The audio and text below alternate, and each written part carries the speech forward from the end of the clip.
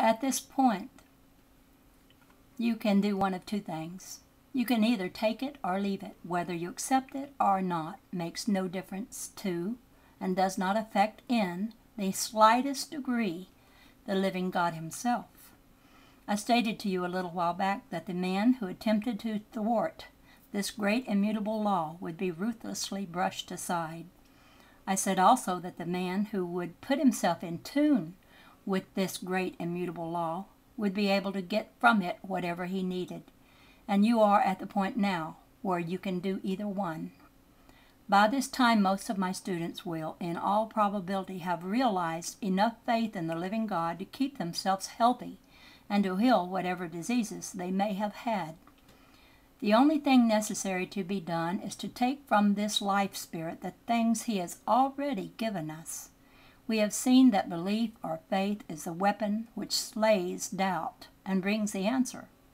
Now, if it should be that you, at the present time, have not quite enough faith either to heal yourself or others, or to take from the hand of God the things he has already given you, then you must continue your affirmations until you get that faith. I promise you that the living God will never fool you, so keep up the affirmations until the necessary faith comes.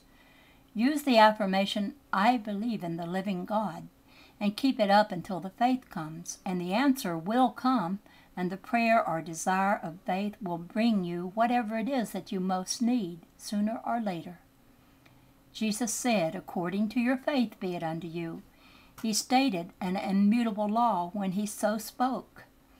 Heaven itself cannot change that law, and you would be very foolish not to avail yourself of it. It will take some people longer than others to obtain the faith necessary to win the victory. Some will get it in a few weeks. Remember that Jesus did not say that you would pray today and get it tomorrow. That usually works in the case of illness, but even then, sometimes the cure is not so quick. I've been asked many times how long it was necessary to keep up these affirmations in order to manifest from the living God the things desired. To that question I invariably make the reply of the Master, according to your faith be it done unto you. So steeped in unbelief and superstition was I when I first began the study of this new psychology, and so deeply rooted was the inferiority complex that it took me 2 years of constant affirmation of the thing I wanted to come before it actually manifested.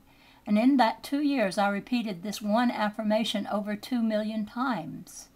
10 hours a day, 7 days a week, 52 weeks a year for 2 years, constantly affirming the same thing. I can tell you I was in deadly earnest.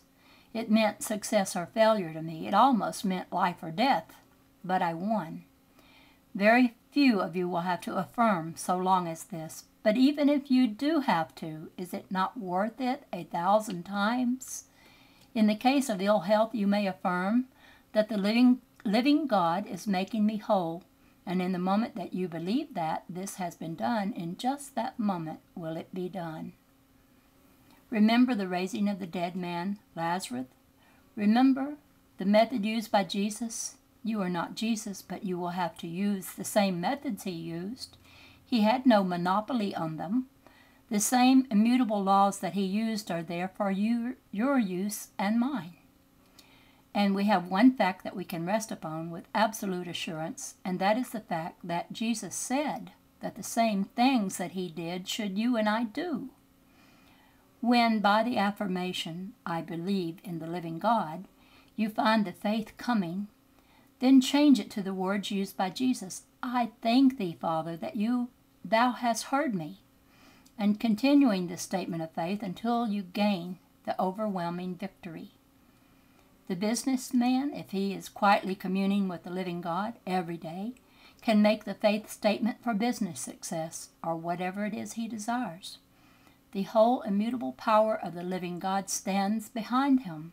In just the moment he believes the living God or his truths as spoken by Jesus, the Galilean carpenter, in that very moment will the result become an actual fact. The material manifestation may take a little while, as God only manifests his power through natural laws. Never forget that. For instance, if you desired money and were to pray for it or desire it, You would not pick up a purse containing money lying alongside the road in answer to your prayer, or anything on that order. Remember, you are living in the physical body with the spiritual eye closed, and the spiritual law, which will manifest to you in a perfectly natural way, cannot be seen by you, but it is there, and it manifests whether you see it or not. All that is necessary is to believe it. Make the thing most desired from the living God the substance of your faith statement, and thank Him for having heard you. And as Mrs. Caddy so beautifully puts it, sooner will the heavens fall than you be disappointed. This brings me to the close. As you progress in your daily companionship with this mighty living God, you will find Him an unutterable sweet companion. He will speak to you in a language all His own, and only you will hear and understand. The cares and trials of this life will banish themselves when the mighty power of the living God is used against them. Supposedly insurmountable barriers will become as a desert plain. The rough places of life will become smooth, and the worries will not affect you. You will be charmed by the presence of this mighty life spirit who is now your guide, and by constant communion with Him you will be transformed, and your little stay on this planet will be a mighty happy one. I said a little while back that the 70 or 80 years on this earth is only as the tick of a clock as compared with eternity. It is not that long. So never lose sight of the fact that this mighty life spirit with whom you are now traveling is the same life spirit that has made it possible for you to behold the glories of the spiritual realm once more when you are through with this little existence here. The physical part of it all means nothing.